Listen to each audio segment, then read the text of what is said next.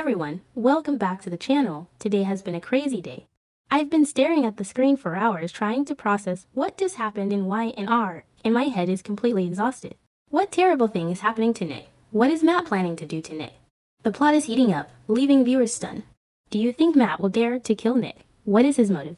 Join me in the next part to find out Matt's scheme. So let's just dive right into the absolute nightmare that is happening in Las Vegas right now. I mean, we all knew Nick Newman was heading down a really dark path with this whole drug storyline. But I don't think any of us on social media were actually prepared for how fast and how hard things were going to spiral out of control. A few episodes ago, we saw Nick making that terrible decision to buy fentanyl from that shady dealer Justin. And Justin gave him a little something extra, a bonus. Which is just code for something that is going to completely wreck your system. And it did. Nick was already sluggish and out of it, basically nodding off while on the phone with Sharon and Chelsea. And then Matt Clark makes his move. Matt just sneaks up behind him and throws a bag over his head. Boom, just like that. Nick is completely defenseless. It's actually really hard to watch. You guys know Nick is usually the hero, the protector. To see him so vulnerable and messed up on drugs is just gut-wrenching. And then we get to that terrifying scene in the storage room. Matt has Nick tied up on the filthy floor of this Vegas storage unit. His hands are bound tight behind his back. And Matt rips the bag off Nick's head. The lighting in this scene was so dark and gritty, it really felt like a horror movie. Not the usual glossy Genoa City vibe at all. Matt looks down at Nick, and you can just see the sick realization wash over Matt's face. He realizes Nick isn't just trapped. He's high, he's completely compromised. And Matt loves it. He absolutely loves it, because Matt Clark is a predator. He's always been a predator. He thrives on finding a weakness and just exploiting the hell out of it. And Nick's addiction is the ultimate weakness right now. Matt taunting him, saying long time no see, it just sent chills down my spine. Honestly, I had to pause the episode for a second just to catch my breath. It was that intense. But that wasn't even the worst part. Oh no! The writers decided to take it 10 steps further. Because Matt doesn't just want to torture Nick, he wants to torture the entire Newman family. So Matt pulls out his phone. He stands over Nick, who is blindfolded again and tied up like an animal, and he snaps a picture. A sick, twisted trophy photo, and he doesn't just keep it for himself. He sends it directly to Victor Newman with a message.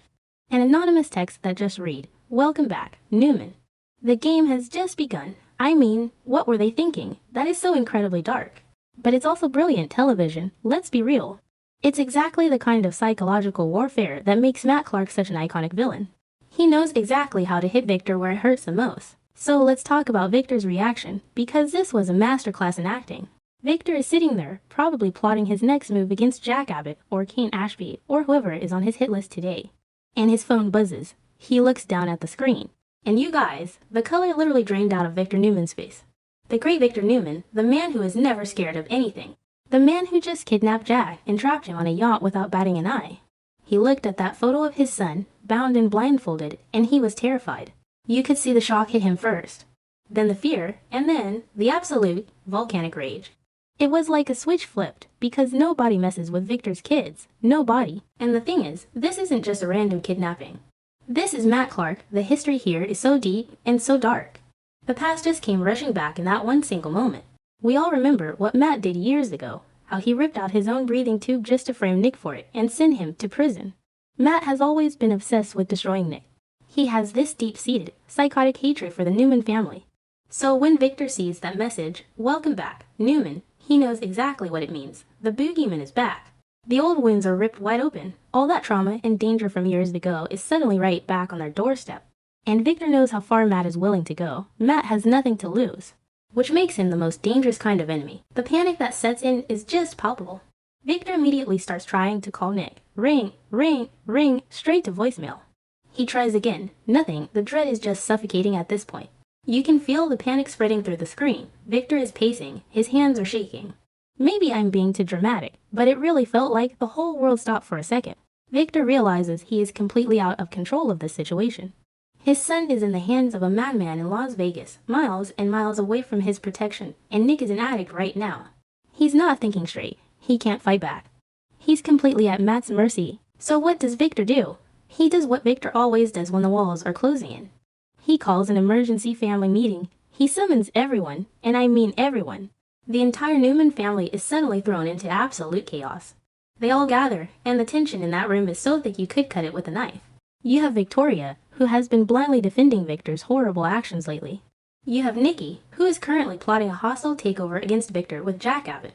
I mean, Nikki and Victor are practically at war right now over the whole Patty Williams yacht disaster. But the moment Victor shows them that picture of Nick, everything else just stops.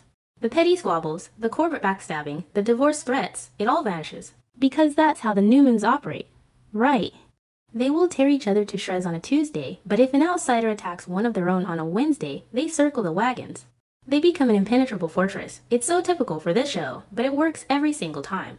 Victor demands total cooperation. He barks orders. He tells them they have to put their differences aside to find Nick, and you can see the terror in Nikki's eyes. Her baby boy is in danger. The unity in that room was actually kind of beautiful in a really messed up, traumatic way. The Newman family bond is being tested to its absolute limits right now, and they have to hold it together or Nick is going to die. But wait, we have to talk about Adam, because Adam is right in the middle of this Vegas mess, and he has no idea how bad it has gotten until it's too late. Adam has been playing this dangerous game with his spider persona. He's been trying to gain Reza Thompson's trust, trying to figure out where Matt is, but he got distracted. Let's be honest, he got totally sidetracked by Reza. She was kissing him, suggesting private bedroom celebrations, and Adam just leaned into it. He betrayed Chelsea, he let his guard down, and while he was busy playing a high-stakes game of seduction, his brother was getting a back sheaved over his head, the guilt. Oh man, the crushing guilt that Adam is going to feel when he realizes what happened. Actually, maybe Adam isn't totally to blame. Wait. No, he totally is. He was supposed to be watching Nick's back. He knew Nick was vulnerable. Nick even asked him how far he was willing to go with Reza, and Adam just brushed it off. So when Adam finally realizes Nick is missing, the panic is real. Adam knows the plan failed. He knows Matt outsmarted them, and now Adam is in full-blown crisis mode. He's using his spy undercover to secretly investigate Matt and Reza in Las Vegas. He's sneaking around, trying to put the pieces together. Is Reza in on it? Did she distract Adam on purpose so Matt could grab Nick? I wouldn't be surprised. Or maybe Matt thinks Reza betrayed him, and he's going to kill her too. Adam is walking on a razor's edge right now. One wrong move, and Matt could take him out, too. Or frame him for whatever he's planning to do to Nick. And back in Genoa City, Victor is making vows. He is swearing vengeance in that classic Victor Newman way. He vows that he will not rest until Nick is safe. And he swears that Matt Clark is going to pay. Not just pay, but suffer. You know when Victor gets that low, gravelly tone in his voice. The one where he isn't yelling, but he's just speaking with pure, lethal intent. That's what we got. He is going to unleash every single resource, every dollar, every security team he has to hunt Matt down. It's going to be a scorched earth campaign, and honestly, I am here for it. After weeks of watching Victor do terrible things to Jack, it's almost refreshing to see him direct that ruthless energy at an actual villain, who deserves it. Matt Clark has poked the bear. He has poked the biggest, angriest bear in daytime television. And the episode ends on just the creepiest note possible. We cut back to that dark, dirty storage room in Vegas. Nick is still tied up, still blindfolded, probably coming down from his high and starting to feel the panic and the withdrawal setting in. And Matt is just standing there in the shadows. He looks at his phone. He sees the delivery receipt. He knows Victor read the message. He knows the Newmans are panicking, and Matt just laughs. This dark, sinister, evil laugh that echoes off the concrete walls. He confirms it out loud. The game has just begun. Who actually believes this is going to end well? Because I don't. Matt is holding all the cards right now. He has a drugged, helpless Nick. He has the element of surprise. He has Adam running around blind, and he has Victor Newman exactly where he wants him paralyzed by fear for his son. It's a brilliant setup for the next couple of weeks. The writers have really outdone themselves with the tension here. I just hope Nick survives this without doing permanent damage to himself or his family. But knowing Y&R, things are going to get a lot worse before they get better. What a mess. What an absolute, terrifying mess. Let me know what you guys think in the comments, because I am going to need a strong drink to recover from this one. This channel specializes in analyzing, theorizing, and discussing plot points in the Young and the Restless series from the perspective of a longtime fan. Through this, viewers can gain deeper, more objective, and more interesting perspectives. Subscribe to the channel to stay updated on the latest news about the Young and the Restless series,